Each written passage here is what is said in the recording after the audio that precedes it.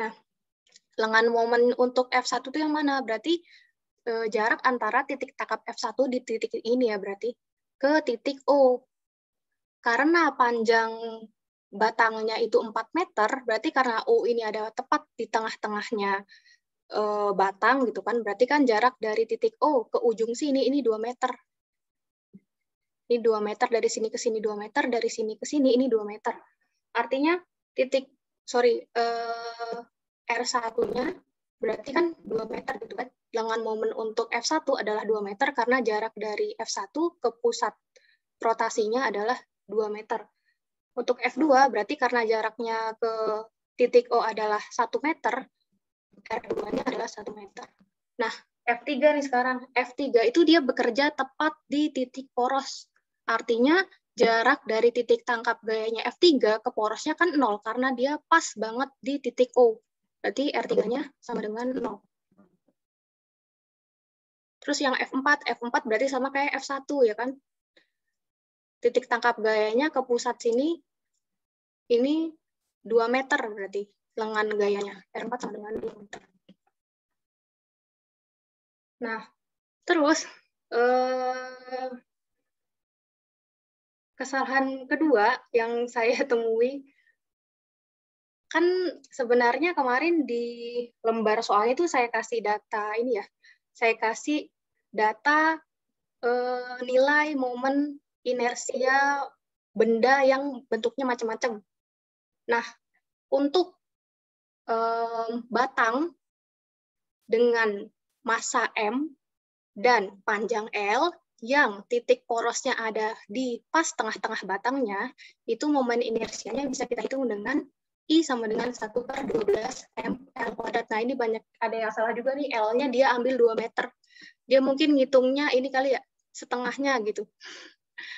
Yang L-nya di sini adalah maksudnya panjang batangnya ya. Kalau mungkin yang di sini ada yang merasa salah masukin angkanya untuk L, L-nya di sini adalah panjang keseluruhan batang. Jadi bukan dari poros ke ujung batangnya, tapi adalah panjang keseluruhan batangnya. Berarti yang kita masukin adalah yang 4 meter. Kalau kita kerjain, ini berarti yang nomor 1 ya. 1/12, M-nya 6, L kuadrat berarti 4 kuadrat. Kita bagi, ini sisa 2, 4 kuadrat. Ini kan 16 ya, berarti 16/2 sama dengan 8 kg meter kuadrat.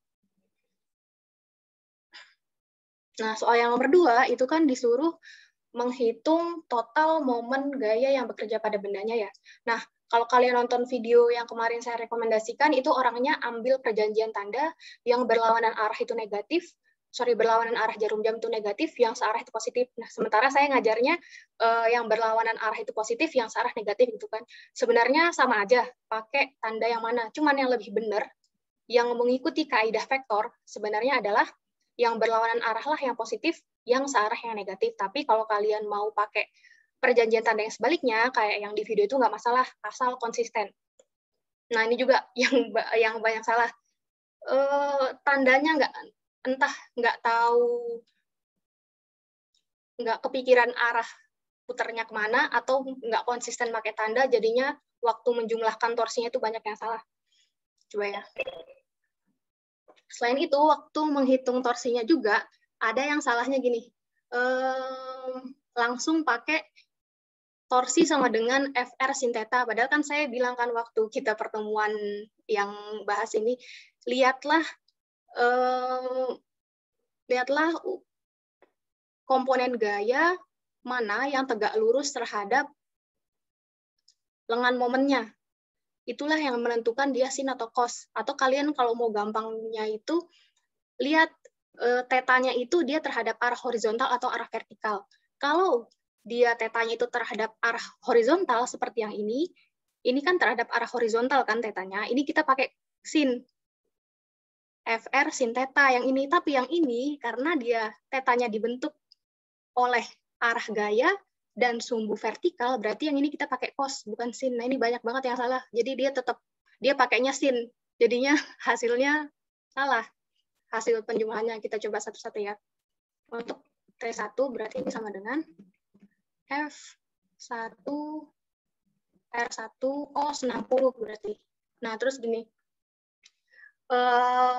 Ini dia menyebabkan batangnya berputar searah putaran jarum jam atau berlawanan arah jarum jam. Ada yang bisa jawab nggak?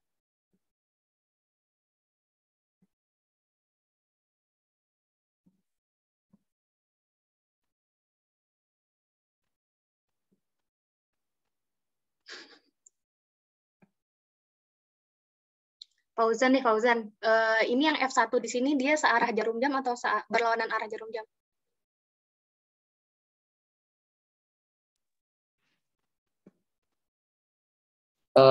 Berlawanan ya, Bu? Berlawanan. Kita lihat ya, kalau dia ini kan dia membentuk sudut, berarti bisa kita uraikan komponennya. Ada yang ke arah sini, ini kan F1X ya. Terus ada yang ke arah sini. Ini F1Y. F1Y yang kita lihat yang dia itu akan berlawanan arah atau searah jarum jam, kita cek komponen gaya yang tegak lurus terhadap lengan momennya. Lengan momen untuk F1 itu kan yang ini ya. Ini, dari titik poros ke titik tahap gayanya. Yang tegak lurus adalah F1Y ya kan. Nah, F1Y kan kalau dia ngedorong batangnya, dia akan menyebabkan batang berputar berlawanan arah jarum jam. Berarti nilainya positif. Kita ambil perjanjian tanda berlawanan arah positif searah negatif ya. Berarti ini kalau saya kerjain, ini 20 dikaliin 2 meter, dikali cos 60 itu setengah. Saya dapat ini 2 kali setengah kan 1 ya, berarti 20 Newton meter. Untuk porsi 2, berarti saya akan punya, nah sekarang siapa ya? Norma coba. Kalau yang F2-nya dia menyebabkan putaran jarum jam atau berlawanan arah? Arah bukan, Bu? Apa? Searah. Berlawanan nggak sih? Ini kan kok dia dorong, kan porosnya di sini. Kok dia ngedorong jadi gini nggak sih putarannya? Iya, berlawanan arah ya. Ada yang masih bingung nggak untuk nentuin searah atau berlawanan arah? Karena porosnya di sini, jadi F2 akan menyebabkan si batangnya berputar berlawanan arah. Kalian terusin aja ininya caranya. Caranya tuh kalian lihat porosnya kan di sini ya. Berarti yang mungkin adalah ketika dia mendorong di sebelah sini, dia akan bikin batangnya muter berlawanan gitu. Berarti ini positif juga. Saya masukin, oh ya ini karena dia tepat tegak lurus terhadap lengan momennya, berarti dia sebenarnya sin 90 ya. Sin 90 atau sama dengan 1, sehingga di sini nggak perlu kita tulis sin-nya. Udah langsung aja F2, R2. F2-nya 5, R2-nya 1. Berarti saya akan punya 5 Nm. Nah, terus sekarang untuk torsi 3, perhatikan bahwa torsi 3 ini punyanya F3 dan R3 ya kan. Karena dia tepat di poros, sehingga menyebabkan lengan momennya sama dengan 0, berarti kan kita akan punya F3, R3, ininya 10, R3-nya 0, berarti torsi 3-nya sama dengan 0. Terus yang R4 gimana? Torsi 4 berarti yang F4, R4, sin 37 ya. Kenapa sin 37? Karena theta yang dibentuk di sini adalah tetanya terbentuk dari arah gayanya dan sumbu yang horizontal, bukan vertikal. Jadi kita bisa pakai sin 37. Gampangnya kayak gitu. Nah, sekarang yang F4 ini, dia bikin batangnya muter searah atau berlawanan arah jarum jam. Coba siapa ya? Lulu, coba Lulu. Dia bikin searah atau berlawanan arah putarannya?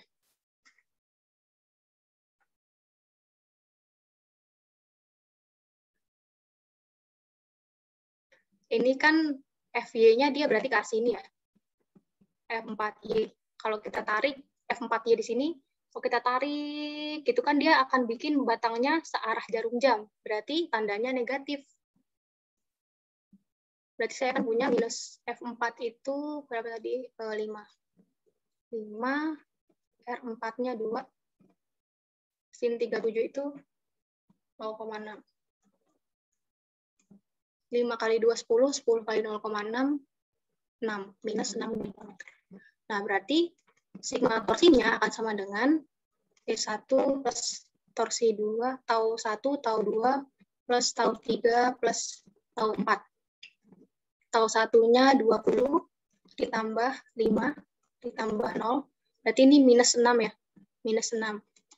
25 dikurangi 6. 25 dikurangi 6, 19. 19 Newton meter kuadrat. Sorry, kok kuadrat sih.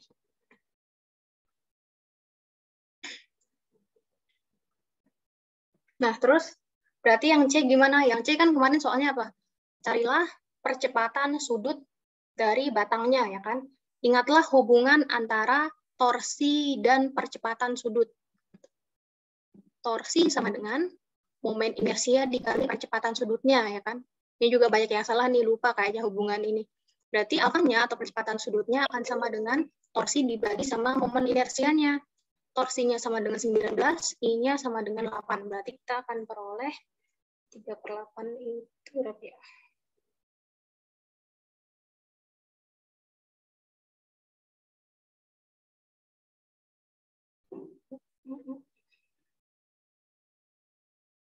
Dua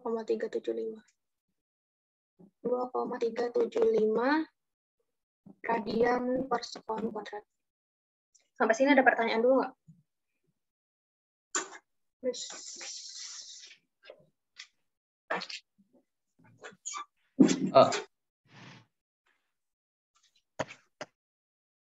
Ada yang mau bertanya? Bu. Iya, gimana Fauzan? Ini yang bahas ini kan Bu apa? Ulangan kemarin. Emang beda gitu ya? Enggak, itu F-nya beda Bu sama ulangan kemarin. Iya, beda. Oh, iya, emang saya dibedain sengaja. Gitu? Saya sengaja bedain, nanti kan yang remedial ngerjain soal ulangannya. Jadi ntar belajar konsepnya dulu dari yang sini, nanti diaplikasikan ke soal ulangannya gitu. Soalnya biar sama, ini kan IPA 1 sama IPA 2 barengan ya. Ntar kalau saya cuma bahas salah satu, nggak enak. Fauzan ada pertanyaan nggak ini, atau udah jelas? Ada yang mau saya tanya, Bu. Apa tuh? Saya masih bingung itunya, Bu, apa? Yang kos sama sinnya, Bu. Cara nentuinnya. Iya, ya. Gampangnya gini, Fauzan. Kita pakai sin kalau sudutnya itu adalah sudut yang dibentuk dari arah gaya dengan sumbu horizontal. Dengan garis horizontal. Ini kan garis horizontal kan namanya. Yang F4 ini, makanya kita pakai sin. Jadi, ini arah gayanya, ini sumbu horizontal yang garis datar. Ya, horizontal namanya horizontal ya. Kelihatan nggak sih bedanya? Sementara yang ini kenapa kita pakai cos? Karena sudut yang dibentuk itu, sudutnya dibentuk dari arah gayanya dengan garis vertikal. Kelihatan nggak bedanya? Ini kan garis vertikal. Ini garis horizontal, cuman nggak kelihatan. Horizontal kan sebenarnya kayak gini kan. Kayak gitu. Kelihatan nggak bedanya, Fauzan? Kelihatan, Bu. Jelas ya berarti ya? Atau masih bingung? Lumayan jelas, Bu. Oke, sip-sip. Berarti saya bisa lanjut ke nomor 2 ya. Semoga nanti kalau ada soal kayak gini lagi tidak bingung. Nah, ini juga saya bedain. Kalau kemarin kita pakainya silinder, di sini saya pakainya bola tipis berongga. Bola tipis berongga itu dia punya momen inersia I sama dengan 2/5 mr kuadrat. Nah, berarti yang untuk soal ini kita bisa gambarkan kayak gini ya. Awalnya bolanya ada di puncak sini, ketinggiannya 10 meter. Nah, terus yang ditanya adalah kecepatannya pada ketinggian 5 meter. Ini 5 meter ya. Nah, yang ini kita anggap sebagai keadaan 1, ini keadaan 2. Pada keadaan 1, bolanya kan dijatuhkan dari puncak bidang miring ya. Dia dijatuhkan, berarti dia tidak punya kecepatan awal. Dia tidak punya kecepatan awal, berarti kecepatan linearnya 0, V-nya 0, omeganya juga 0. Di sini berarti V-nya sama dengan 0, omeganya juga sama dengan 0. 1. Nah, sementara di sini, dia punya, ini berarti H1-nya 10 ya, 10 meter. Pada keadaan 2, dia pasti udah punya kecepatan dong, karena dia menggelinding, ya kan? Berarti di sini ada V2, ada omega 2, ini yang nilainya nggak sama dengan 0, terus ketinggiannya di sini adalah 5 meter. Nah, pada keadaan ini, bola tidak mendapat gaya luar. Atau kita bisa bilang, bola hanya dipengaruhi oleh gaya-gaya yang konservatif. Gaya konservatif itu apa? Gaya konservatifnya apa? Gaya konservatifnya yang terlibat di sini hanyalah gaya berat. Jadi, karena hanya gaya konservatif yang berperan dalam pergerakan bola, berarti pada kasus ini berlaku hukum kekekalan energi mekanik. Kita bisa tulis EM1 sama dengan EM2. Jadi energinya di sini sama dengan energinya di sini, energi totalnya ya. Kita uraikan di sini berarti MGH1 ditambah setengah MP1 kuadrat plus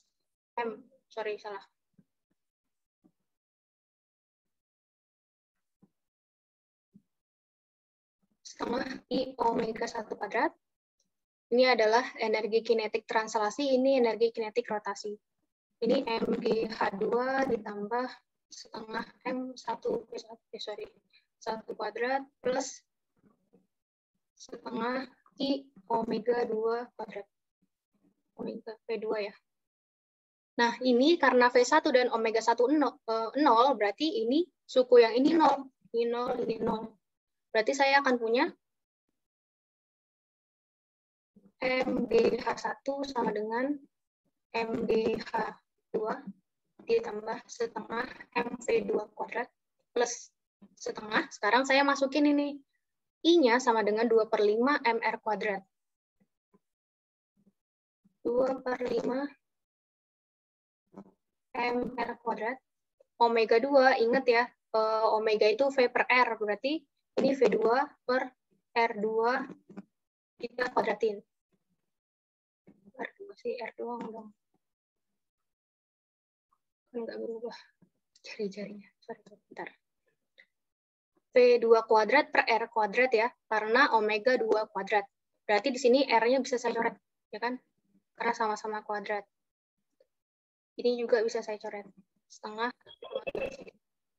Berarti saya akan punya, oh ya, M-nya juga bisa dicoret ya. M-nya dicoret, sama-sama dibagi M semuanya. Yang ini, saya mau satu ini, GH1 min GH2. Sama dengan setengah V2 kuadrat ditambah 1/5 E2 kuadrat. Ini kalau kita satuin, kita akan punya GH1 min H2. Kayak gini ya, bisa kan disamain kayak gini. Sama dengan setengah tambah per 5. Setengah itu 5. Ini 5/10. Ini 2/10, berarti 7/10. V2 kuadrat. Coba ya, kita masukin sekarang G-nya, karena nggak diketahui, kita anggap 10. H1-nya, ini adalah, biar enak ngitungnya, bentar. Kita pakai 3 aja deh ketinggiannya. Jangan pakai 5 meter. Terus saya edit dulu ya.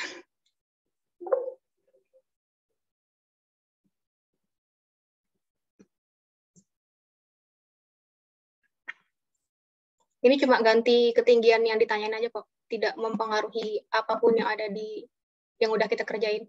Bentar, ini 3 meter. Berarti ini 10 min 3. Sama dengan 7/10. Kalau saya ada yang salah hitung, bilang ya.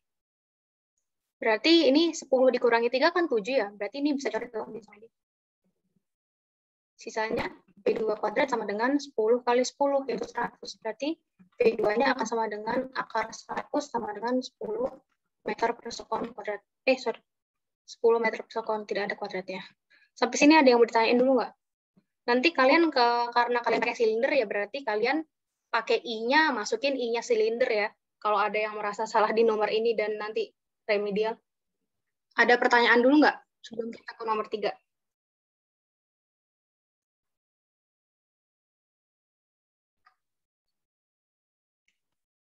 Kalau tidak ada, saya lanjut nomor 3 ya. Nomor 3. Ini aku berapa sih? Bentar. Udah 24 ya. Nah, yang nomor 3 ini sebenarnya kita pakai hukum kekekalan momentum. Jadi gini,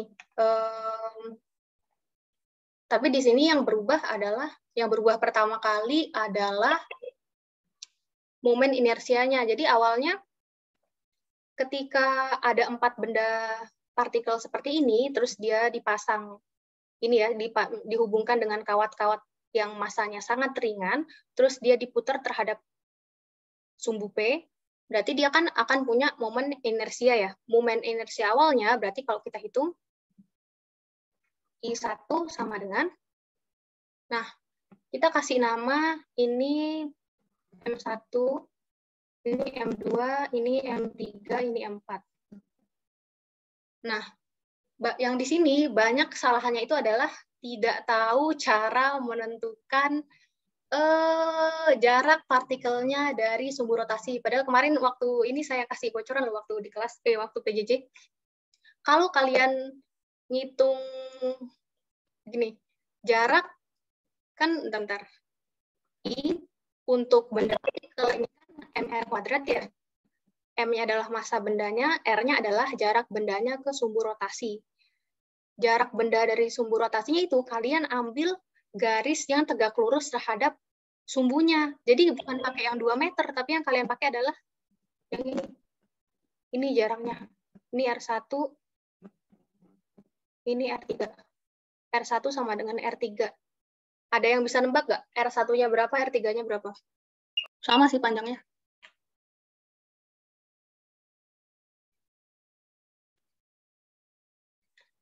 Karena ini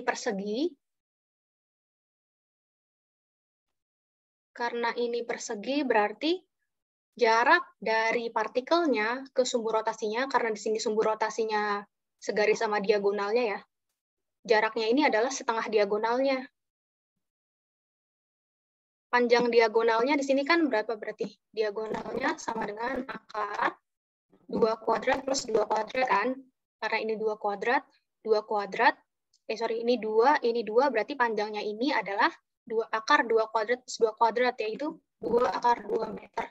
Nah, jarak dari partikel pertama ke sumbu rotasinya ini adalah setengah diagonalnya, yaitu karena setengah dari diagonalnya berarti 2 akar 2 dibagi 2, yaitu akar 2 meter. Ini R1-nya. Sama untuk R3 juga. Biar urut saya gini deh. Yang M2 karena dia tepat ada di poros, berarti kan jaraknya ke poros 0, ya kan? Berarti R2-nya sama dengan 0.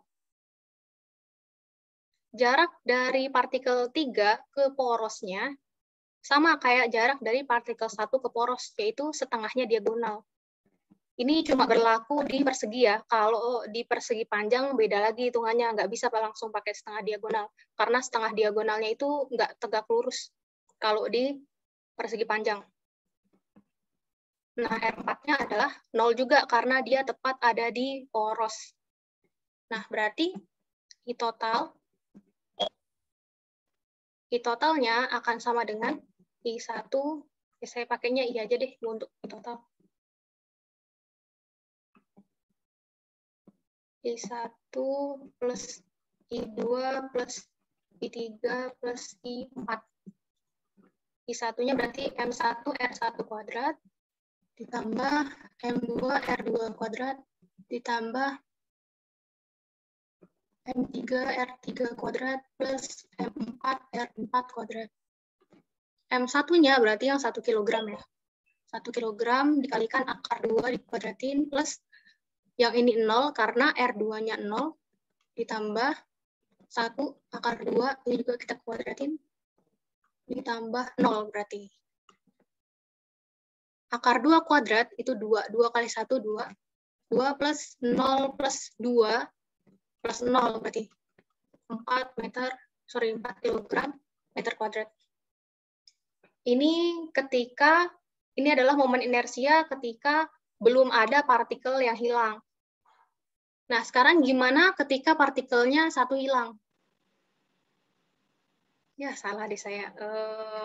Bentar. Kita anggap ini semua dong. Jika partikel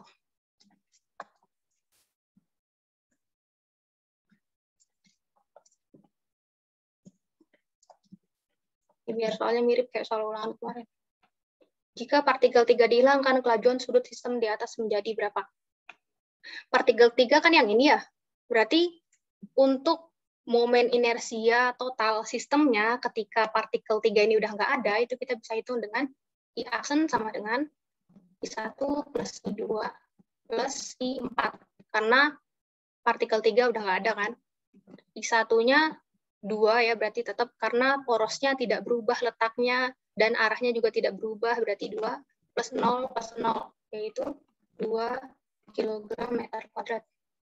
Nah, karena terjadi perubahan momen inersia pada sistem ini, berarti akan terjadi juga perubahan kelajuan sudut putarnya. Kenapa? Karena momentum itu kan kekal ya, dan di sini nggak dikasih tahu bahwa ada gaya lain yang bekerja pada sistemnya, sehingga dia kehilangan salah satu partikelnya. Berarti kita bisa bilang kalau di sini tuh terjadi kekekalan momentum sudut. Berarti kita bisa pakai L sama dengan L aksen. Momentum sudut awal sama dengan momentum sudut akhirnya ketika satu partikelnya udah hilang. Yang awal berarti kita punya I dikalikan omega. Omeganya yang ini ya, 30 radian per sekon. Sama dengan I aksen omega aksen. Kenapa kayak gini? Karena terjadi perubahan pada momen inersianya. I-nya yang awal adalah 4 kg meter kuadrat. 4 dikali 30 berarti ya. Sama dengan 2 kali omega aksen.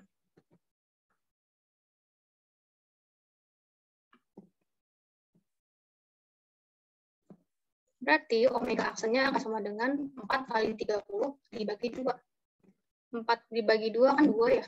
Berarti 2 kali 30, 60 radian per sekon. Ini adalah kelajuan sudut sistem partikelnya ketika satu partikelnya hilang.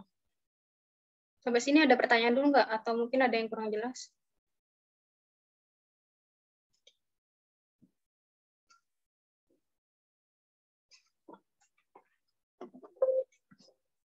Coba kita cari soal untuk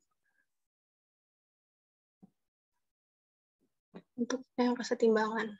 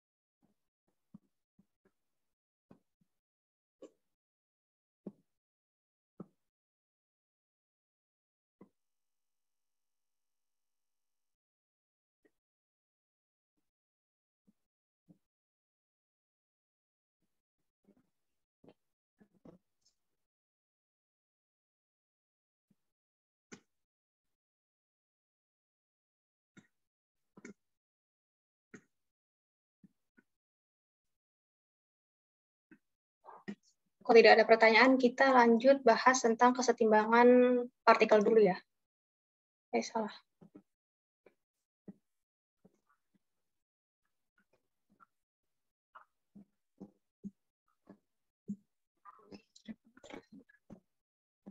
Nah,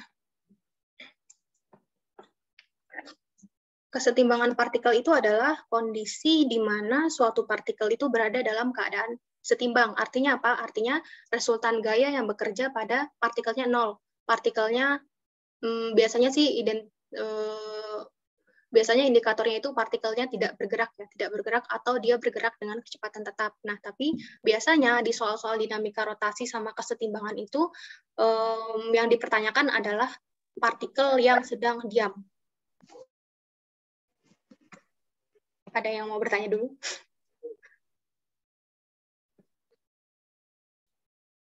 Misalnya gimana? Bentar, syarat ya, saya tulis syarat. Syarat sigma fx-nya sama dengan 0 dan sigma fy-nya sama dengan 0. Nah, ini kan belum kita bahas waktu PJJ ya. Jadi kalian kalau ada pertanyaan, tanya aja ya. Daripada ntar bingung waktu ulangan ya kan, mending nanya sekarang. Nah, contohnya misalnya kayak yang kemarin di soal LKPD 2.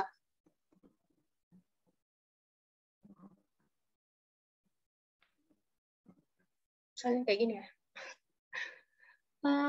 Kita pakai berapa ya ininya? Ini deh, ini 53. Ini 37 coba. Sudutnya. Terus misalnya masanya di sini adalah M sama dengan 10 kg. Terus di sini ada T1, ini T2. Ini T3. T3, kelihatan ini 3. Nah, misalnya di soal ini kita diminta untuk mencari tahu besar T1, T2, T3. Nah, syarat dari kesetimbangan artinya di sini partikelnya berada dalam keadaan diam, berarti kan dia nggak bergerak ke kanan atau ke kiri gitu kan. Nggak bergerak ke kanan ke kiri, ke atas ke bawah, berarti makanya sigma fx-nya sama dengan 0 dan sigma fy-nya sama dengan 0. Untuk mengetahui T1, T2, T3, kita mulai dulu dari T3-nya. Kenapa T3? Karena T3 yang langsung kontak sama bendanya. Kita cek di bendanya, karena bendanya punya massa, pasti bendanya akan punya gaya berat. Kan? Gaya beratnya kemana? Arahnya ke bawah, W ini. Kalau kita cek bendanya, tinjau benda.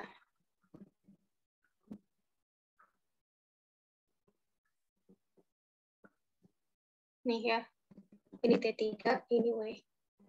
Nah, cuma ada dua gaya yang bekerja pada benda ya kan, kalau kita lihat kayak gini. Kalau kita ngelihat bendanya aja, bendanya cuma ngerasakan T3 sama W yang secara langsung. Karena bendanya berada dalam keadaan diam, berarti sigma Fy sama dengan 0. Resultan gaya yang bekerja pada benda sama dengan 0 karena bendanya diam. Kenapa kita ngitungnya Fy? Di sini kita cuma ngitung Fy, kita nggak ngitung Fx. Kenapa? Karena di benda ini cuma ada gaya-gaya yang bekerja pada arah sumbu Y. Kalau kita lihat di sini T3 arahnya ke atas, W-nya arahnya ke bawah. Berarti bisa kita tulis di sini T3 min W-nya sama dengan 0. Kenapa T3 min W? Karena T3 arahnya ke atas, W arahnya ke bawah, makanya dia tandanya negatif. Berarti kita bisa tahu bahwa T3 itu sama dengan W. Atau sama dengan M kali G, ya kan? Gaya berat kan massa kali percepatan gravitasi. Karena nggak diketahui percepatan gravitasinya, kita ambil aja nilainya 10. 10 kali 10 sama dengan 100. 100 Newton. Ini untuk T3.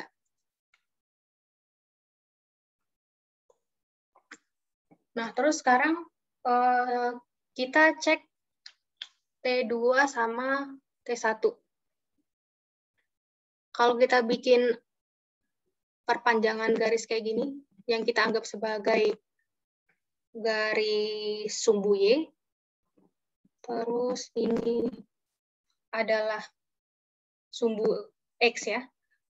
Mending saya taruh gambar di sini aja deh, bentar.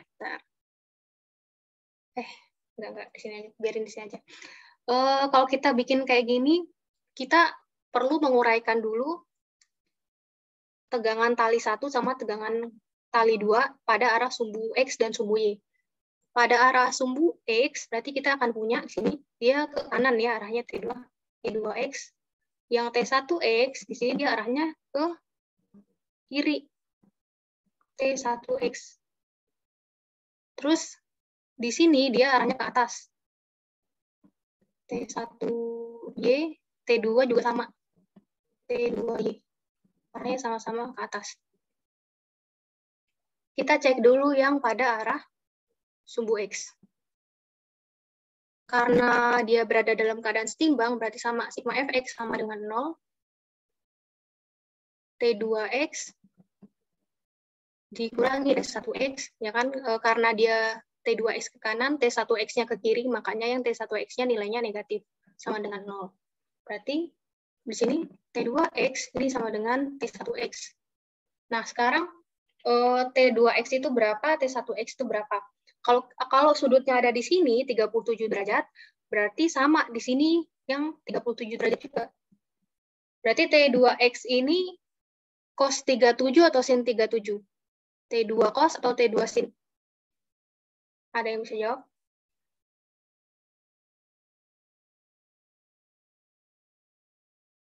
T2 cos. T2 cos. T2 cos 37 ya berarti ya. Sama dengan nah sekarang T1x-nya nih. T1x karena sudutnya di sini berarti dia sama dengan sudut yang di sini ya. Bukan dengan sudut yang di sini. Ini 53. Yang T1x-nya juga cos ya. T1 cos 53. Kalau kita uraikan, T2 cos 37 itu 4/5. T1 cos 53 itu 3/5. Karena sama-sama ada per 5 di kanan dan di kiri, ini berarti bisa kita karet ya. Berarti bisa kita tulis di sini, T2 ini sama dengan 3/4-nya T1. Nah, sekarang kalau cuma ini doang kan kita nggak bisa ketemu ya, T2-nya berapa, T1-nya berapa, berarti kita tinjau sekarang dari sumbu Y. Di sumbu Y, di sini ada gaya-gaya yang bekerja, ada T1Y, ada T2Y, ada T3. Yang T1Y dan T2Y arahnya ke atas, sementara T3 itu arahnya ke bawah, di persimpangan ini ya. Meskipun tadi waktu di bendanya kita ngitungnya ke atas, tapi ketika dia di persimpangan ini, dia itu arahnya ke bawah T3-nya. Sigma FY sama dengan 0. Yang ke atas berarti T1Y plus T2Y min T3, berarti karena dia ke bawah, ini sama dengan 0. Karena tadi untuk T2X dan T1X-nya udah pakai cos, berarti yang Y-nya di sini dia pakai sin. T1 sin 53 plus T2 sin 37 minus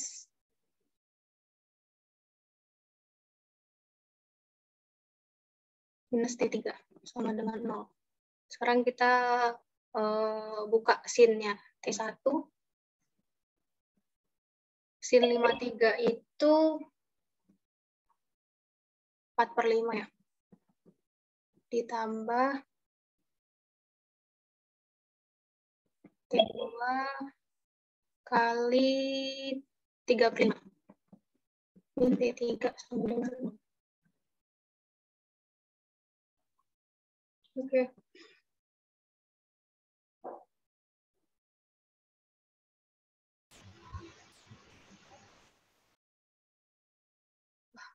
Makanya.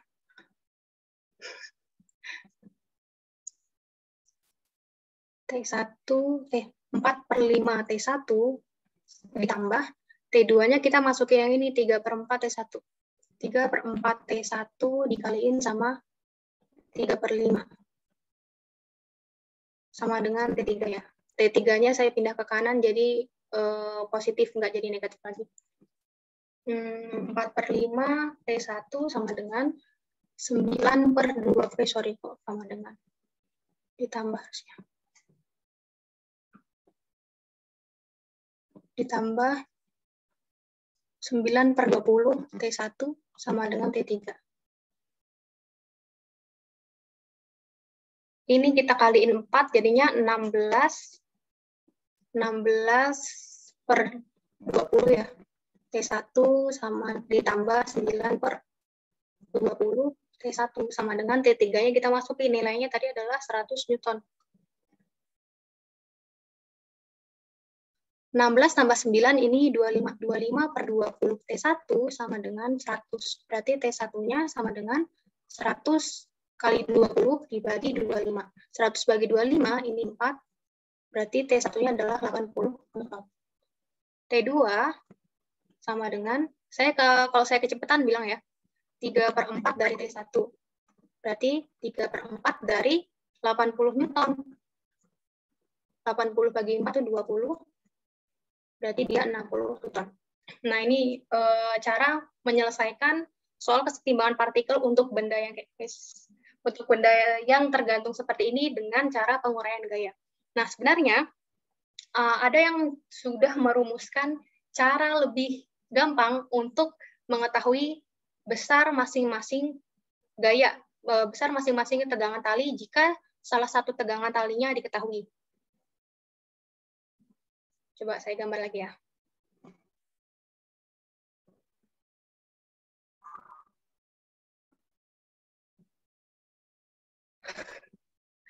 Ini tadi yang 37, ini tadi yang 53, ini T1, T2, benar kan ya? T1, T2, benar-benar. Ini yang T3.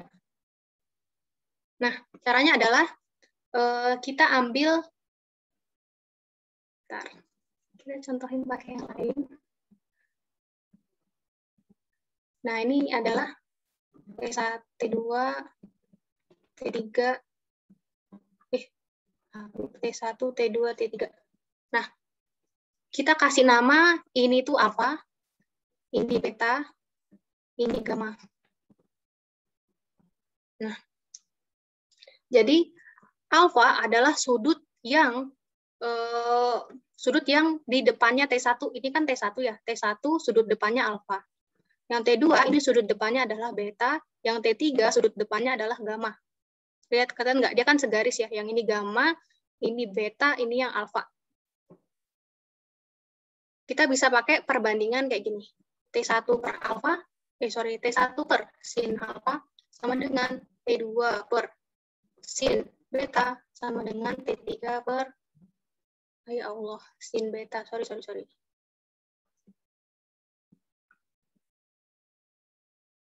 Sin beta, sin gamma. Nah, untuk soal kayak gini, alfa, beta, gamanya berapa gitu. Yang jelas, ini kan 53, ini 37 ya kan. Kalau kita jumlahkan jadi 90. Segitiga, sudut totalnya adalah 180 derajat. Berarti kita tahu bahwa yang sebelah sini nilainya adalah 90 derajat ya. Dia siku-siku yang sebelah sini. Nah, sekarang yang ini berapa, yang ini berapa gitu kan tugas kita. Kalian bikin kayak gini. Garis bantu kayak gini. Terus kalian cek kayak yang tadi. Ntar gini dulu. Ini kan vertikal. Ini garis horizontal. Berarti yang ini pasti 90 derajat nih. Garis yang ini 90 derajat nih yang ini ya. Ini 90 derajat, yang ini juga 90 derajat. Untuk mengetahui totalnya, berarti kita perlu cari sudut yang ini berapa, yang ini juga berapa.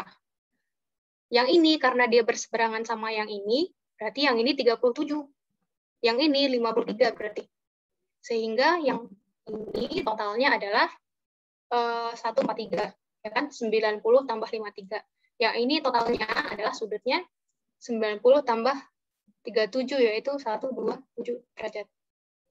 Berarti untuk soal ini kalian akan peroleh T1 per sin 127 sama dengan T2 per sin 143 sama dengan T3 per sin 90 derajat. Tadi kita peroleh T3-nya adalah sama dengan gaya berat bendanya, ya kan? Coba kita cari T1-nya berapa ya, pakai persamaan ini.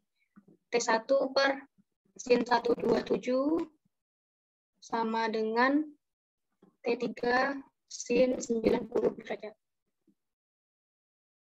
T1 sin 127 itu 180 min 53 sama kayak sin 53. Sin 53 adalah 4/5 atau 0,8.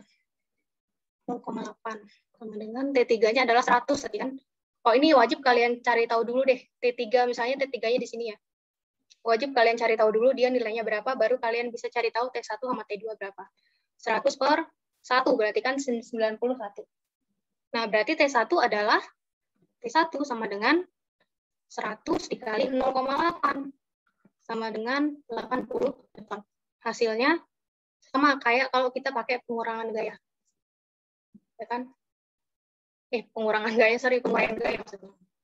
Nah, nanti kalian coba sendiri kalau pakai persamaan ini yang T2 per sin 143 sama dengan T3 per sin 90 derajat, sama nggak hasilnya dapat 60 ya. Nah, sekarang kita mau bahas tentang yang kesetimbangan benda tegar. Bentar, saya cari soalnya dulu deh yang bisa kita bahas.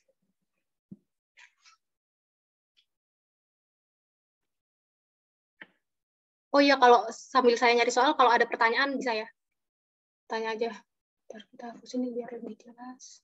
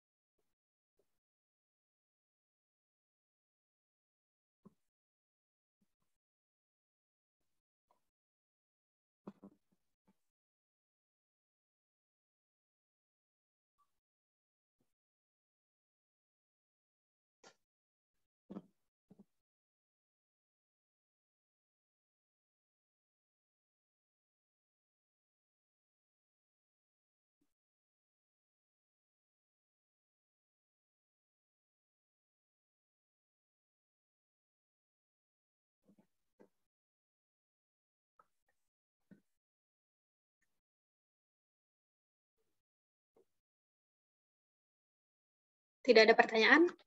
Kalau tidak ada, berarti kita ke benda tegar ya. Kesetimbangan benda tegar. Merah.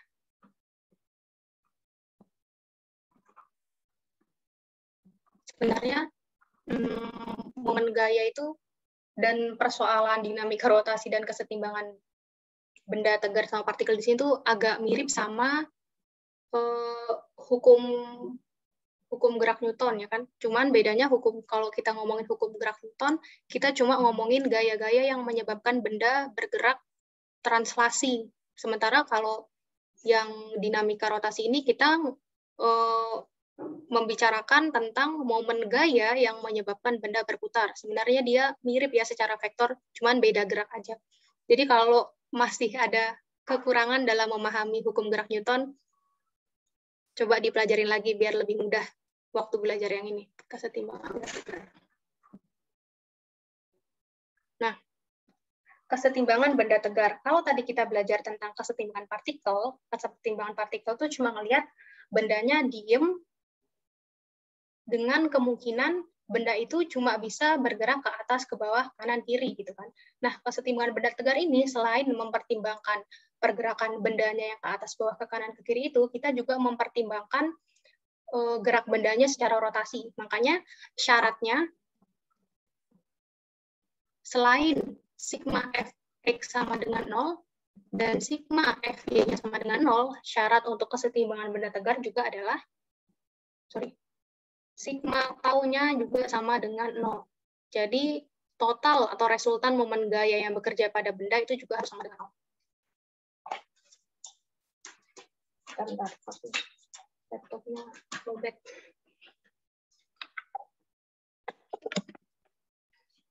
Nah, kita langsung bahas contoh soalnya aja ya, biar lebih ada gambaran. Misalnya kayak gini. Ini misalnya dinding, terus ada engsel di sini, terus di sini ada batang kayu misalnya. Nah, batang kayunya di sini dia punya massa. Kalau dia punya massa, berarti kita mempertimbangkan gaya beratnya. Di sini misalnya panjang batang kayunya adalah berapa ya? 4 meter deh. 4 meter. Terus dia diikat di sini biar nggak jatuh, biar nggak gerak ke bawah gitu. Kebayang nggak sih kalau ada engsel di sini, berarti si batang kayu ini bisa gerak berlawanan arah jarum jam, atau bisa juga bergerak searah jarum jam, ya kan? Searah putaran jarum jam kalau ada engsel di sini. Bayangin aja nih, cuman pintunya dipasang horizontal terus menggantung gitu. Nah, ini ada gaya tegangan tali yang menahan si batang ini biar nggak gerak ke bawah, tapi di sini juga sebenarnya ada pemberat. Pemberat di sini masanya adalah 20 kg. Ini 20 kilo ya.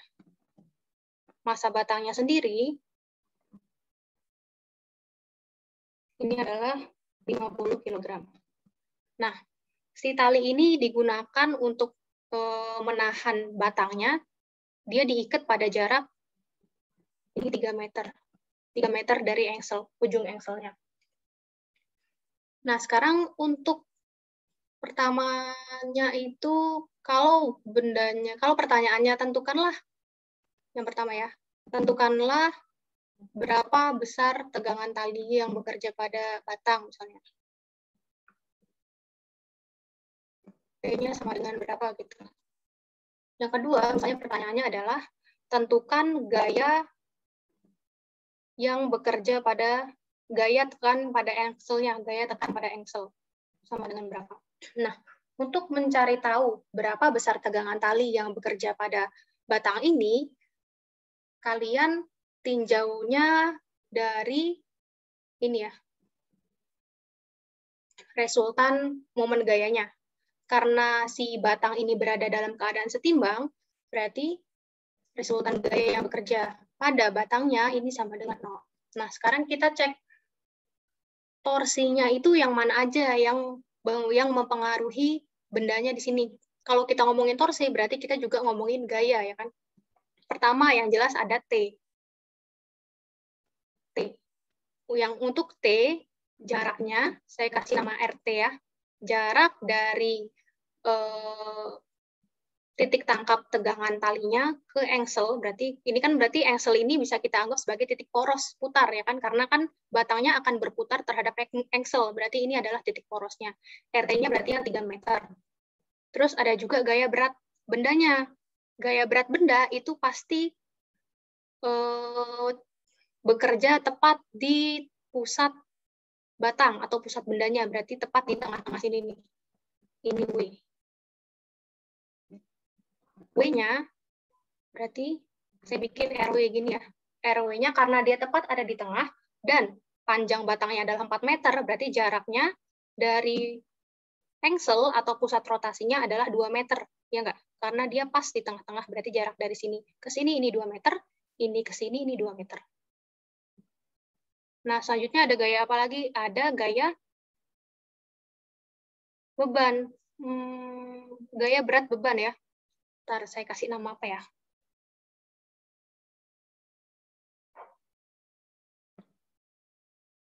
Ini bentar.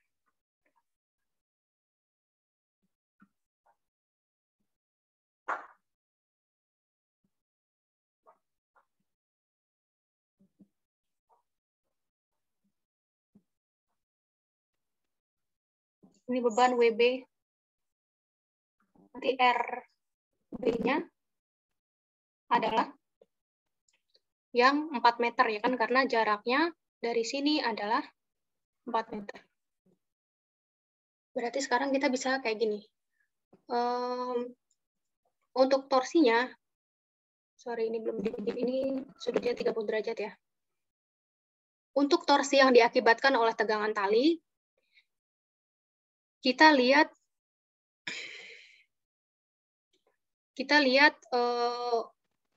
komponen tegangan tali yang tegak lurus terhadap lengan momennya. Berarti yang ke arah sini ya. Ini adalah TY. TY di sini sin atau cos dari 30? Ada yang tahu nggak? Ini kan sudutnya di sini ya. TY sejajar sama garis yang ini. Berarti dia pakai cos. TY dikalikan sama 3 meter atau RW-nya, RT-nya dulu kita tulis. Karena dia menyebabkan bendanya bergerak berlawanan arah jarum jam, berarti nilainya positif ya. Terus yang W di sini dua-duanya menyebabkan batangnya di sini bergerak searah dengan arah jarum jam, ya nggak? Dia kan narik ke bawah dua-duanya kan, berarti dia akan menyebabkan batangnya bergerak searah jarum jam. Berarti di sini minus W dikali RW dikurangi WB dikali RB. Sama dengan 0. Nah, yang ini tuh T sin 30 derajat dikaliin sama RT-nya. Minus WRW. Bentar. Saya uraikan juga ini biar gampang kita ntar. Kalau ada yang bingung bilang ya. Siapa tahu saya nggak jelas. M-nya dikali G dikali sama RW dikurangi MB dikali G dikali RB. Sama dengan 0. T-nya belum diketahui. Sin 30 derajat itu adalah setengah. RT-nya 3 minus massa batangnya adalah 50 kali 10. RW-nya adalah 2 minus MB-nya itu 20 kali 10 dikalikan sama apa nih berarti RB 4 meter. Yang minus saya pindah ke kanan semua ya, jadinya plus. Berarti ini 0,5 kali 3 adalah 1,5 T sama dengan 50 kali 10, 500, 500 kali 2, ini 1000 ya. 1000 ditambah 20 kali 10, ini 200, 200 kali 4, 800. Berarti T sama dengan 1800 dibagi sama 1,5.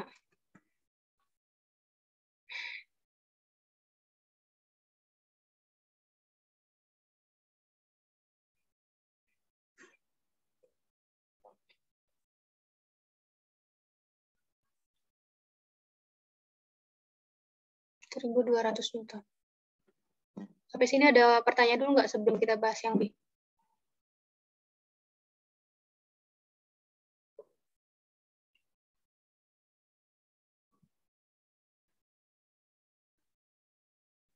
Yang A.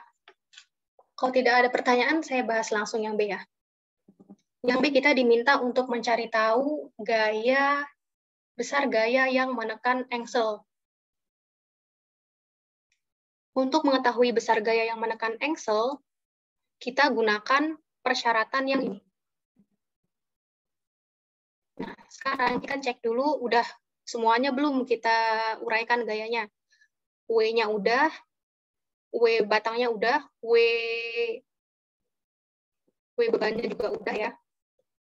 Terus, nah ini sekarang ketegangan talinya, ini kita baru uraikan yang tegak lurus kan, karena kita cuma butuh yang tegak lurus untuk menghitung momen. Tapi ada yang belum kita uraikan, yaitu ada yang TX arahnya ke kiri. Ini TX ya. Nah, TX ini kita butuhkan untuk mencari tahu besar gaya yang arahnya yang bekerja pada arah horizontal. Kita bisa bikin ini ada Fx, ini ada Fy,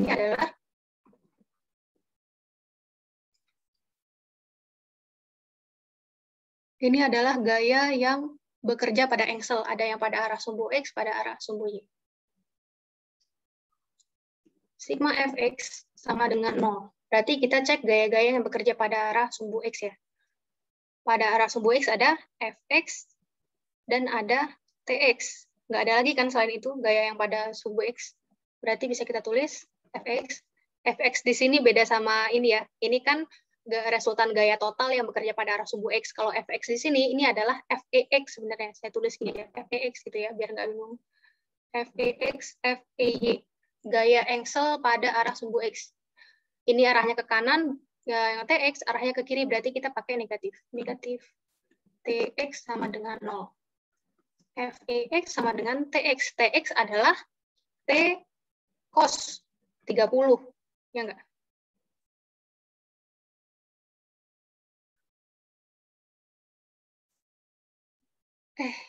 Bentar deh.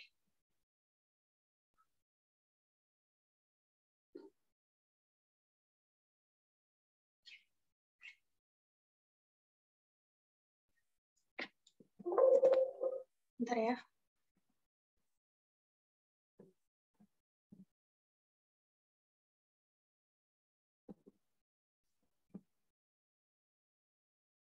Sorry, saya salah naruh sudutnya deh. Ada yang enggak?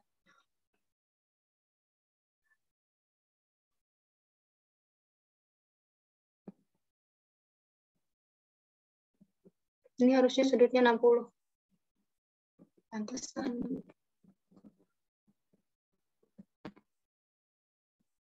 Di sini kita pakai 60 ya.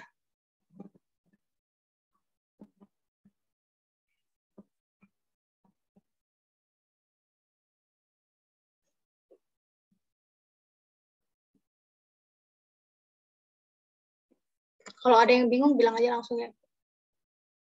Daripada bingungnya keterusan. Sin 60. Kok sin 60 sih? Cos 60 dong harusnya. Ibu itu yang bawah. Gimana? Oh iya, harusnya ini sin. Ini sin 60. Oke, berarti bisa kita tulis. Ada lagi nggak, Bila? Nggak ada, Bu. Oke, sip. Terima kasih. T-nya 1200. Ini yang sin 60 itu berarti yang setengah akar 3 ya? 600 akar 3 berarti. Newton. Ini gaya engsel yang bekerja pada arah sumbu X. Terus sekarang yang Y gimana? Berarti kita cari sigma Fy sama dengan 0. Kita cek gaya-gaya yang bekerja pada arah sumbu Y. Ada Ty, ada W batangnya, ada W-nya beban. Terus ada ini, gaya engsel yang arahnya ke atas juga. Bisa kita tulis, berarti di sini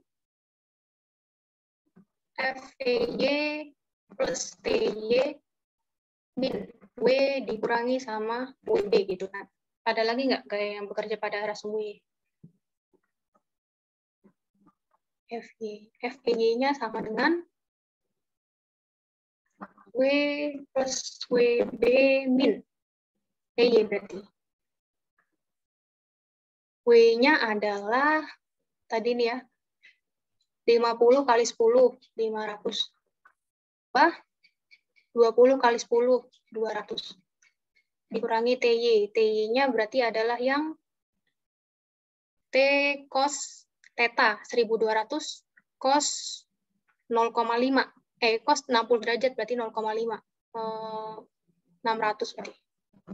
Nah, berarti hasilnya adalah yang 100 Newton. Fex sudah dapat, Fy juga sudah dapat. Nah, gaya totalnya adalah Fe sama dengan akar Fex kuadrat plus Fy kuadrat. Nah, nanti ini kalau kalian kuadratin, kalian jumlahkan dan akarkan, nanti dapat gaya total engselnya. Sampai sini ada pertanyaan dulu nggak?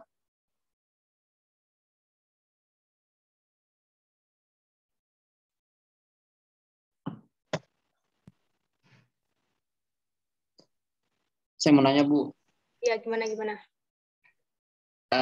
Itu yang W sama WB-nya dari mana, Bu? W sama bukan dari mana itunya, maksudnya apanya ya? Nilainya? Nilai besarnya kayak gimana gitu, Bu? Oh iya. W sama WB kan gaya berat, Fauzan. Saya tulis di sini deh ya, biar nggak bingung ntar kalau belajar lagi. W-nya ini jangan lupa definisinya adalah gaya berat batang. Gaya berat batangnya ya. Berarti massa batangnya kita kaliin sama percepatan gravitasi bumi. Massa batang, ini M di sini massa batang, yang MB di sini adalah massa beban. Semoga tidak bingung ya dengan variabel yang saya bikin. Massa batangnya kan 50, berarti kita kaliin sama 10. Kita dapat 500 Newton. Ini adalah gaya berat batang. Terus gaya berat bebannya, berarti kan massa bebannya dikaliin sama percepatan gravitasi bumi. Massa beban kali percepatan gravitasi. Massa bebannya di sini adalah yang 20 kg. Percepatan gravitasinya 10, berarti ini sama dengan 200 Newton gitu. Masih bingung nggak, Fauzan? Paham, Bu. Oke, sip. Ada lagi yang mau nanya? Nanti kalian kalau belajar lagi terus bingung, tanya aja ya. Kan masih ada waktu hari Senin sebelum Selasa. Oke, kita Pak coba kerjain contoh soal yang kedua. Ini saya mendadak loadingnya, semoga tidak salah angkanya.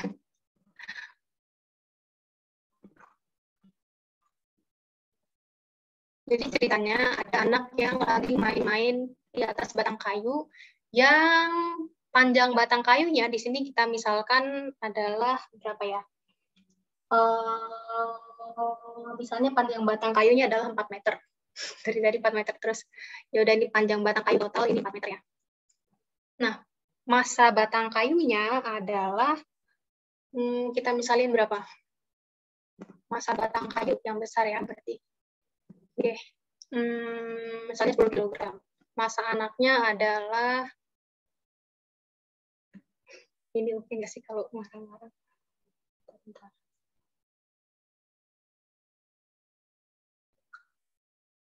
Kita pakai massa batangnya 30 deh. 30. Massa batangnya adalah 30. Massa anaknya 25 kg. Massa anak 25 kg. Nah, anaknya tuh jalan misalnya dari sini ya. Atau kayak soal LKPD 2 deh. Misalnya ditanya, berapakah jarak minimum anak dari titik C? Ini kita kasih nama A, ini B, ini C. Berapakah jarak minimum anak dari titik C agar batang kayunya itu enggak agar batang kayunya itu tetap setimbang gitu. Jarak minimum berarti adalah jarak maksimumnya dari B ya enggak? Jarak minimumnya dari C berarti kan jarak maksimumnya dari B. Kebayang nggak sih kalau misalnya anaknya jalan dari A terus ke C, berarti kan ada suatu masa si batangnya ini akan muter ya kan, jadi anaknya akan jatuh. Kebayang nggak?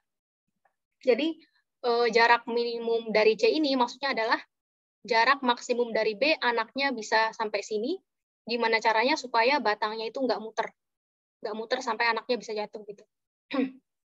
Nah, pada keadaan setimbang yang batangnya hampir muter, ya kan, muternya searah jarum jam berarti karena akibat berat anak di sini. Pada keadaan setimbangnya itu, ujung batang sebelah sini itu hampir terangkat. Kondisi hampir terangkat di sini artinya sebenarnya batangnya mungkin kelihatan masih nempel di tumpuan sini, tapi sebenarnya enggak. Dia sebenarnya udah nggak nempel ke tumpuan sini. Akibatnya apa? Akibatnya di sini gaya normalnya sama dengan 0. N sama dengan 0. Tapi gaya normal di B masih ada. Jadi masih ada gaya normal yang bekerja pada B. Saya jelas nggak? Atau mungkin ada pertanyaan dulu? Jelas, Bu. Oke, sip. Lanjut ya. Kalau kita mau menentukan posisi anak dari B, gini. Kita ambil sigma torsi di B sama dengan 0. Jadi kita anggap titik B-nya ini adalah titik porosnya, titik poros putarnya. Nah, biar memudahkan kita untuk mencari tahu jarak anak dari titik C, kita perhitungkan dulu jarak anaknya dari B, baru nanti kita proses jaraknya dari C gitu. Karena panjangnya adalah 4 meter, saya belum bilang ya, ini 1 meter ya. Nah, jarak anaknya dari B kita definisikan sebagai X. Anaknya punya gaya berat ke bawah, ya kan? Ini W anak. W anak dari M anak berarti. Saya bikin gini, W anak berarti kan sama dengan M anak dikaliin sama percepatan gravitasi. 25 kali 10 sama dengan 250. Nah, terus berat kayunya berarti kan, ingat ya, gaya berat itu pasti dia tepat di titik pusat massa bendanya. Kalau batang kayu berarti pas di tengah-tengah batangnya. Kalau ini panjangnya 4 meter, berarti ini ke sini. Ini 2 meter. W batang.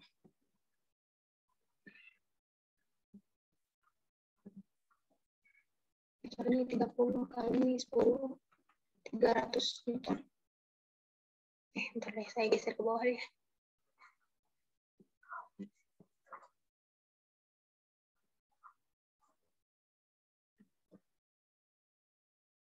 Batang sama dengan MB dikali G. Ini 30 kali 10 ya. 300 Newton. Sementara berat anaknya adalah M4 dikalikan G. 25 dikali 10 berarti. Kita ambil percepatan gravitasinya 10. 250 Newton. Kayak gini. Nah, kenapa sih kita ambil torsinya di B gitu, bukan di A? Karena yang A ini gaya normalnya udah sama dengan 0. Jadi ketika kita pakai ini, kita perlu memperhitungkan gaya normal yang bekerja di B. Sementara kita nggak tahu gaya normal yang bekerja di B itu berapa, ya kan? Nah, makanya itu dia kenapa kita ambil titik porosnya adalah yang B. Kita anggap titik B ini adalah poros putar si batang kayu, sehingga kita tidak perlu memperhitungkan torsi akibat gaya normal di A, karena gaya normal di A ini sudah sama dengan 0. Nah, sekarang untuk torsi B pada B, atau kita anggap di sini B-nya sebagai poros putarnya, kita cek masing-masing gaya ya. Untuk NB, udah jelas karena dia ada di poros putar, nilai torsi B akan sama dengan 0. Ini ya, torsi di B, torsi akibat gaya normal B ini akan sama dengan 0. Berarti yang perlu kita perhitungkan di sini adalah torsi akibat gaya berat batang sama torsi akibat gaya berat anaknya.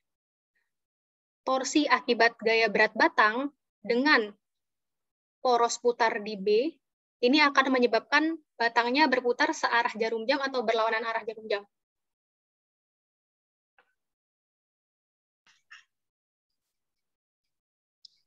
Ada yang bisa nebak nggak?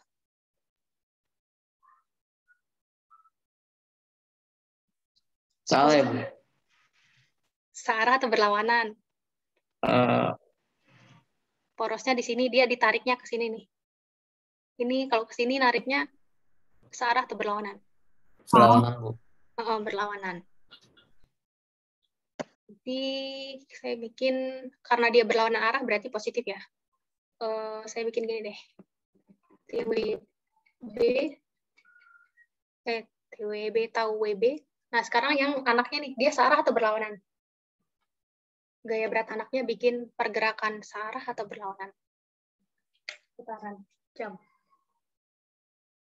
Ini kan dia arahnya ke bawah ya, berarti akan narik kayak gini nih. Searah. Berarti yang WA ini searah. Karena dia searah, berarti kita ambil nilainya negatif. Kalian kalau mau pakai perjanjian tanda yang beda boleh, yang penting konsisten. TWA sama dengan 0. Oh iya, kita belum nentuin ya. Karena ini panjang batangnya 1,4 meter, yang B ke C ini udah 1 meter, berarti lengan momen untuk WB ini adalah 0,5 meter, benar nggak? Bukan 0,5 meter, 1 meter dong, hampir 1 meter ya. Saya salah lagi gambarnya. Ada yang bingung nggak? Sebelum saya lanjutkan. Kelihatan kan ya? Meskipun gambar saya tidak proporsional, karena ini dia panjangnya 4 meter, ini 1 meter, dan dari sini ke sini ini 2 meter, berarti kan dari titik WB-nya ini ke titik tumpu di B kan 1 meter juga.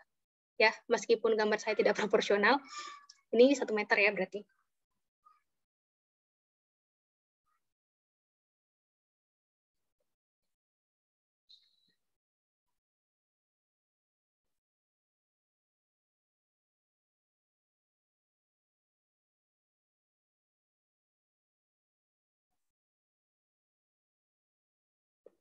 Bentar deh, kayaknya saya nggak salah bikin.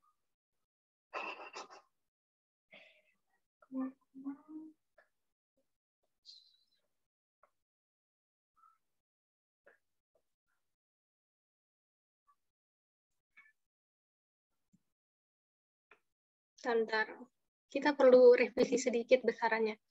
Karena saya salah bikinnya. Ini deh, kita anggap panjangnya, maaf ya.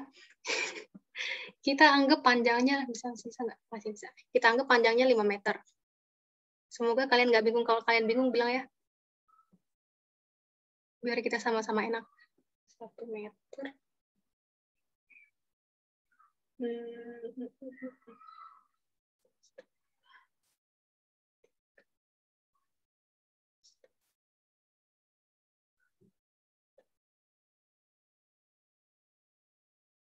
Ada lagi nggak? Kita misalkan panjang batangnya 5 meter deh ya. Dari A ke C ini 5 meter. Berarti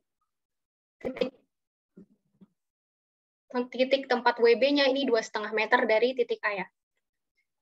Dan panjang dari B ke C ini adalah 2 meter. Semoga tidak bingung.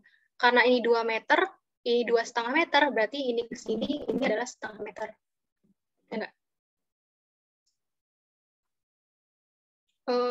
Sekali lagi, kalau ada yang bingung, bilang ya. Karena saya revisi besarannya. Berarti tahu WB ini adalah WB dikalikan sama RB. Dikurangi WA dikalikan dengan RA sama dengan 0. Berarti kita bisa tahu bahwa WB sama dengan WB RB sama dengan WA RA.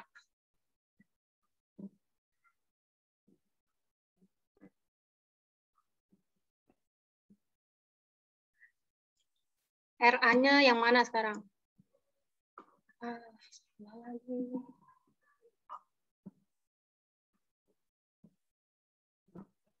RA-nya yang mana? Berarti kan RA-nya adalah yang X ini, ya nggak? Kan kita mau tahu jaraknya dari B berapa. Yang RB-nya berarti jarak dari si gaya berat batang ke titik poros putarnya, yaitu yang 0,5 meter. Kita bisa tahu bahwa WB-nya adalah 300, RB-nya adalah 0,5, sama dengan W anaknya 250 dikalikan dengan X. Ini 150 sama dengan 250 kali X. Berarti jarak anaknya dari titik B ini adalah 150 per 250. Itu sama dengan berapa nih? Sama-sama dibagi 50 ya. Ini 3, ini 5. 0,6 meter. Nah, berarti jaraknya dari C adalah 2 dikurang 0,6. Kita namain C ya, RC ya. 2 dikurangi 0,6. 1,4 meter. Nah, ini adalah jaraknya dari C. Sampai sini ada pertanyaan dulu nggak?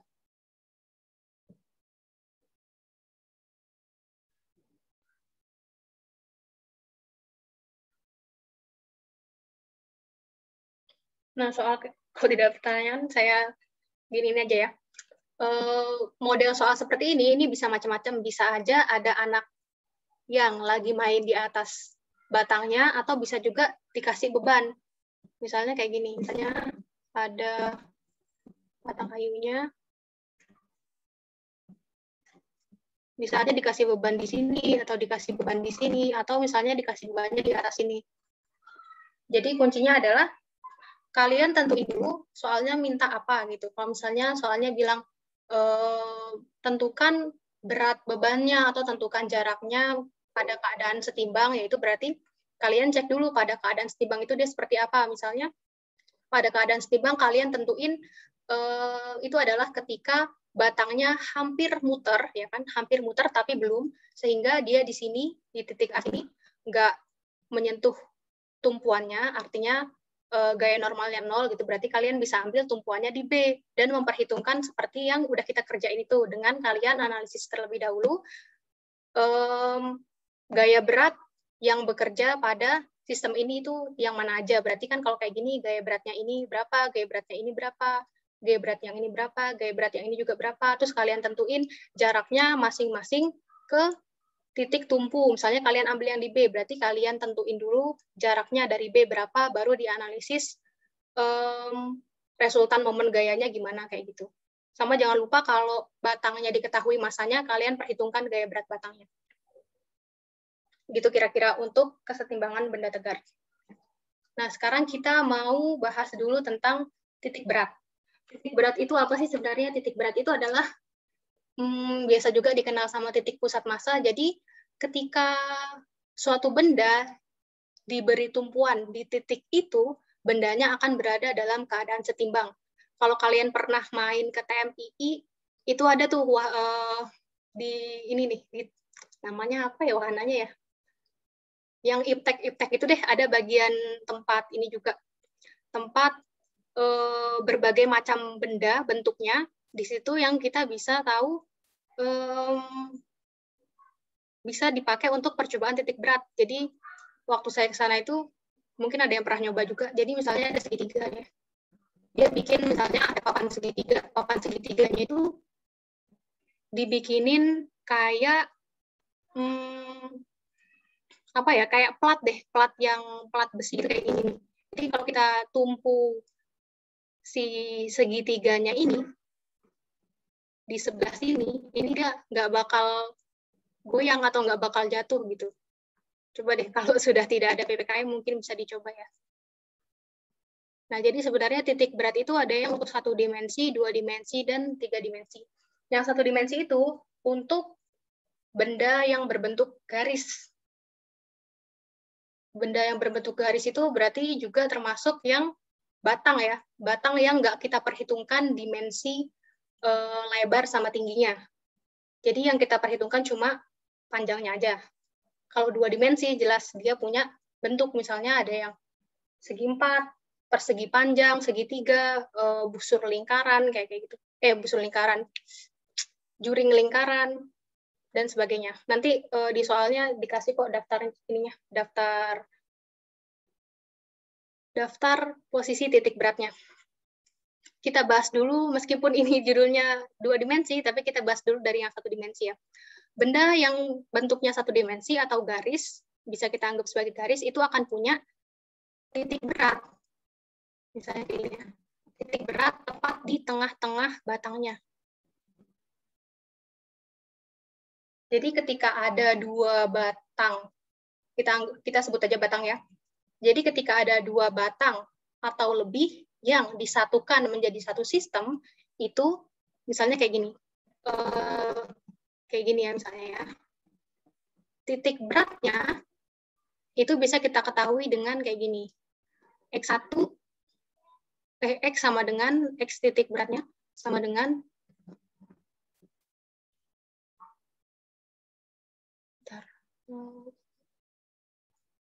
X1 L1 ditambah X2 L2 ditambah X3 L3 plus dan seterusnya ya, dibagi dengan L1 plus L2 plus L3. Kalau Y-nya udah sama Y1 L1 ditambah Y2 L2 ditambah Y3 L3 plus dan seterusnya. Kalau ada lebih dari 3 batang, ini dibagi sama panjang total batangnya L2 plus L3 plus seterusnya. Contohnya gimana? Kita bikin contoh ini. Jelek banget. Sebelumnya kalian ada kendala nggak untuk menentuin titik berat dari LKPD 2? Atau mungkin kendalanya di tempat lain? Di bagian yang lain? Kalau titik berat persegi panjang gimana, Bu? Bisa langsung dibagi 2 nggak? Bisa. Oh, bisa. Bentar kita coba ya. Untuk persegi panjang itu dia sama kayak persegi, tepat di tengah-tengah perpotongan diagonalnya. Bentar kita coba ya. Kita pakai persegi panjang untuk contoh 2 dimensi. Kita coba ini dulu. Sekarang misalnya gini. Ini kan contohnya garis lurus ya, ada garis lurus horizontal sama vertikal. Sekarang coba kita misalnya punya garis kayak gini.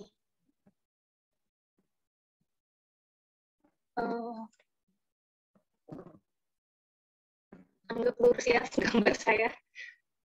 Misalnya ini 6, ini 8, misalnya yang ini tuh 26. Nah, ini kan kita bisa bilang bahwa sistem ini terdiri dari 2 batang, ya kan? Ini kita sebut batang 1, ini batang 2. Batang 1 dia akan punya titik berat tepat di tengah-tengahnya. Ingat ya, tepat di tengah-tengahnya. Berarti kita bisa bilang titiknya sekitar di sini. Nah, sekarang berapakah panjang batang 1? Ada yang bisa jawab nggak? Panjang batang 1 berapa?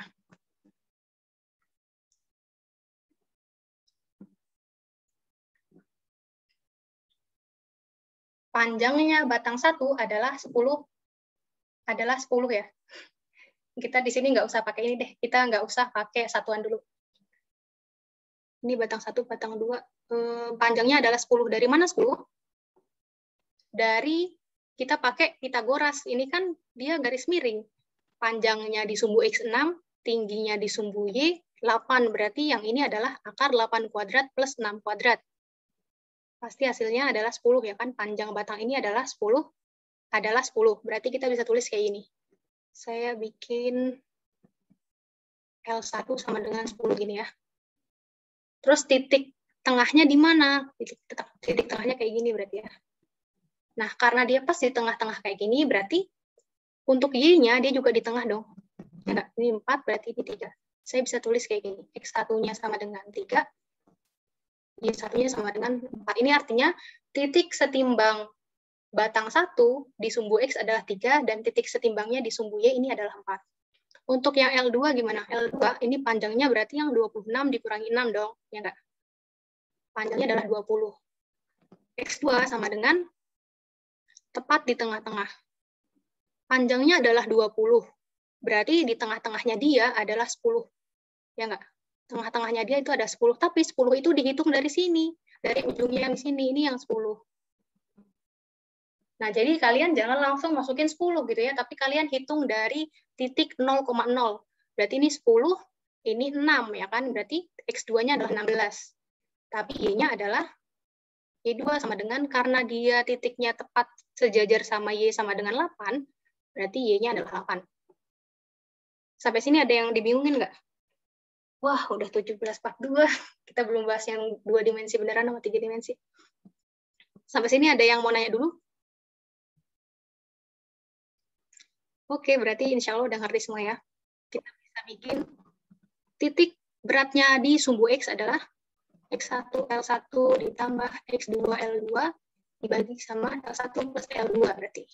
X1-nya adalah 3, L1-nya 10 ditambah X2-nya 16, L2-nya adalah 20 dibagi sama 10 plus 20.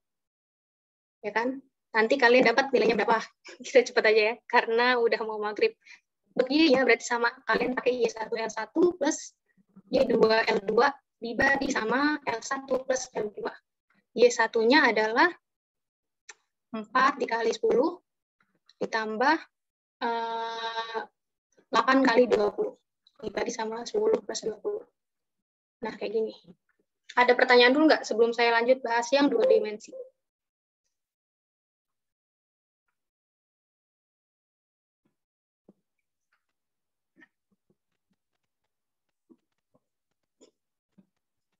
Kalau nggak ada, saya bahas yang 2 dimensi ya.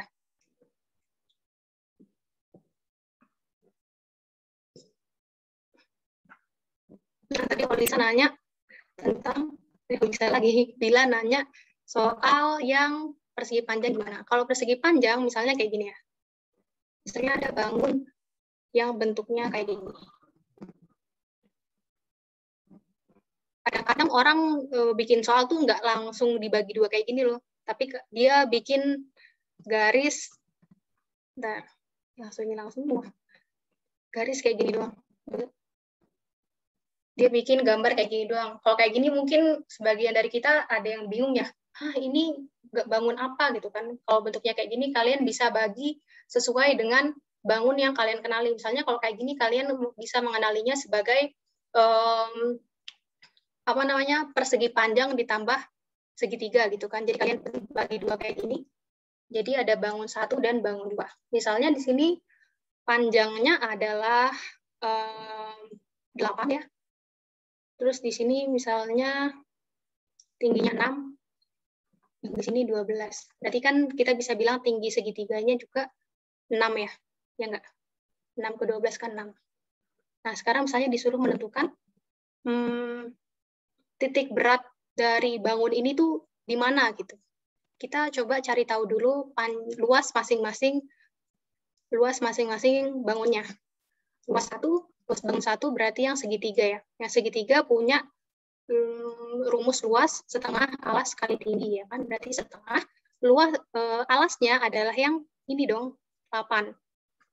Tingginya adalah yang 6 berarti ya. Jangan ambil 12 karena 12 itu dari bawah sini ke ujung.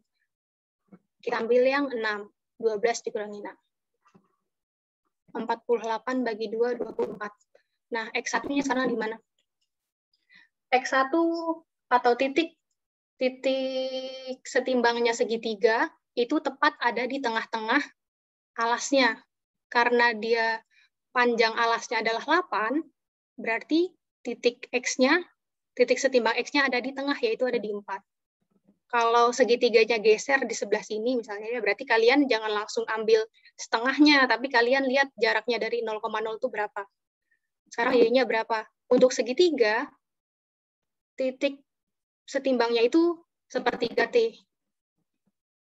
Sebenarnya sepertiga T, tapi karena ini segitiganya agak di atas, berarti kita jumlahkan sama posisi si segitiganya. Posisinya kan ada di atasnya 6 ya, berarti ini kita tambahin 6. Khusus untuk segitiga yang ini. Karena dia nggak pas ada di garis sumbu X ya. Kalau dia ada di bawah sini sih kalian tinggal setengah T aja, tapi karena dia posisinya agak di atas, berarti kita jumlahkan sama posisinya di sumbu Y itu di mana. Ini kan posisinya di 6.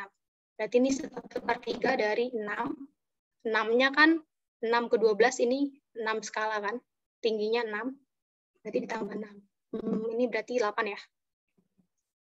Nah, sekarang untuk yang segi 4 gimana? L2 sama dengan panjang kali lebar. Panjangnya 8, lebarnya 6. Berarti 48 ya. Terus X2-nya kita ambil tengah-tengah. Pas perpotongan diagonalnya.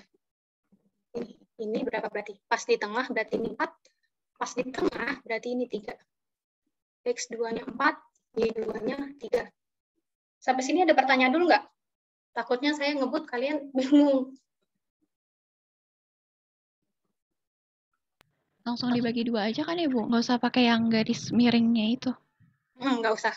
Langsung bagi 2 aja, dari panjang sama lebarnya. Sama ini ya, perhatiin posisinya. Ini kita langsung pakai setengahnya, karena dia posisinya nyentuh sumbu X dan sumbu Y, tapi kalau dia agak geser-geser ke kanan atau ke atas, berarti kita jumlahin aja sesuai posisinya.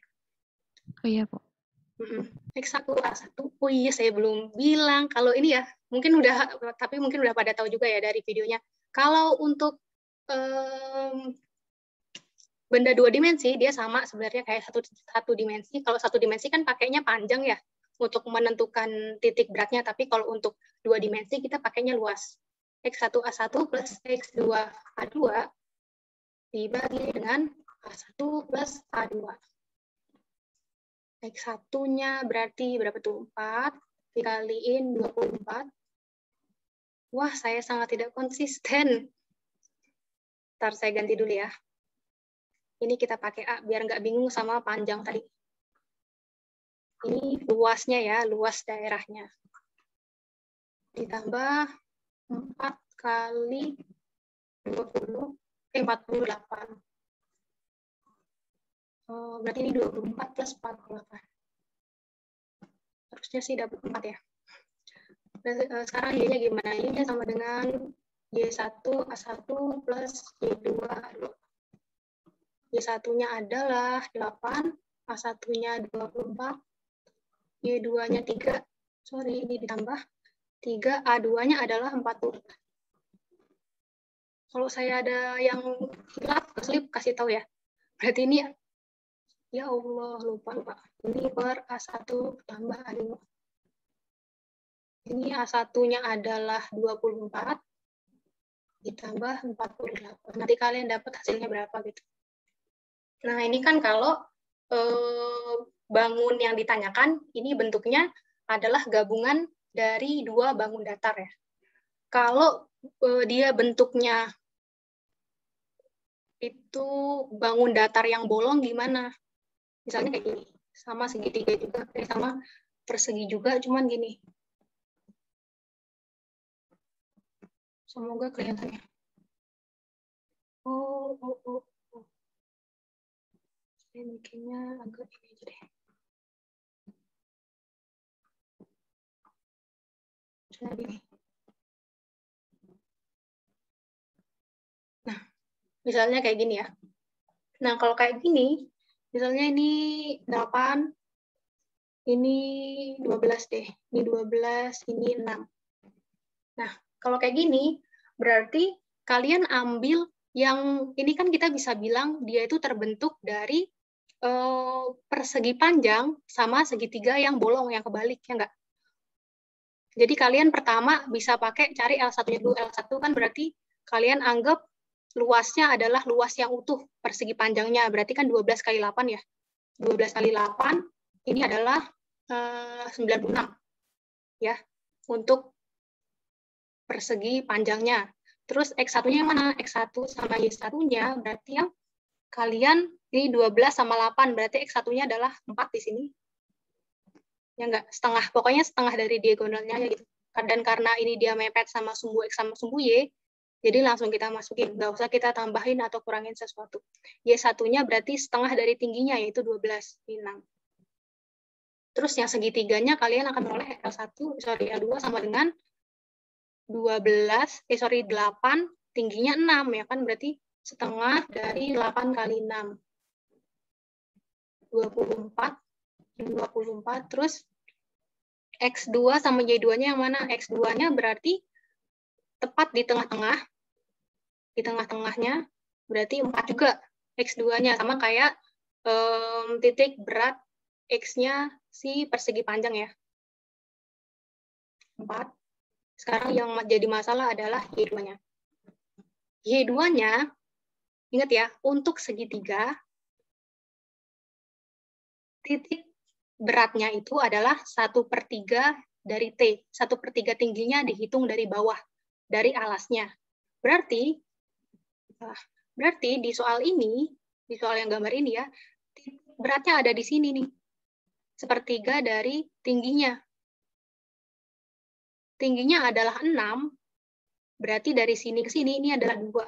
Ya, tapi kalian nggak bisa tulis Y2-nya sama dengan 2. Y2-nya adalah tingginya ini, kalian kurangin ini, ya nggak?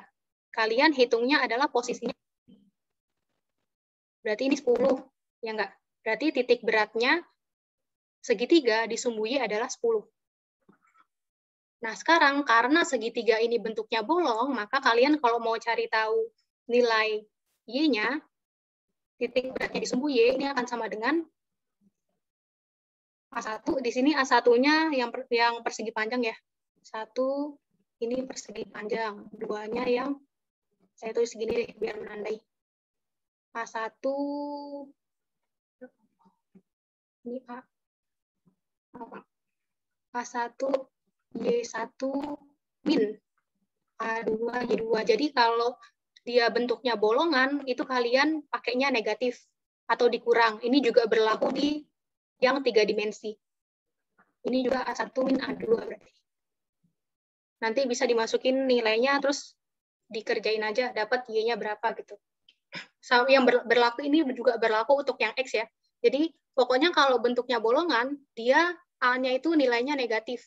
Karena bolong ya kan, namanya aja bolong. Jadi dia nilainya negatif, baik di atas maupun di bawah, nilainya sama-sama negatif. Ada pertanyaan nggak sampai sini? Gimana? Enggak. Oh, tidak ada. Ya udah. Oke, ini terakhir. Titik berat benda 3 dimensi. Sebenarnya sama ya, kayak 1 dimensi sama 3 dimensi. Bedanya, 1 dimensi sama 2 dimensi. Bedanya, kalau 1 dimensi tadi yang kita pakai adalah panjangnya, Kalau 2 dimensi yang kita pakai adalah luasnya, kalau yang 3 dimensi yang kita pakai adalah volumenya. Untuk menentukan titik beratnya benda 3 dimensi, kita bisa gunakan X sama dengan V1X1 ditambah V2 X2 ditambah V3 X3 ditambah dan seterusnya dibagi dengan V1 plus V2 plus V3. Sama kayak yang 2 dimensi tadi, kalau bangunnya bentuknya bolongan, itu kalian gunakan volumenya nilainya negatif. Yang ini juga sama. V1 Y1 plus V2 Y2 plus V3 Y3 per V1 plus V2 plus V3.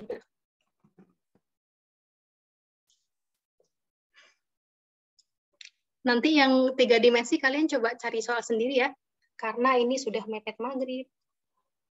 Sampai sini ada yang mau ditanyain dulu nggak sebelum kita tutup?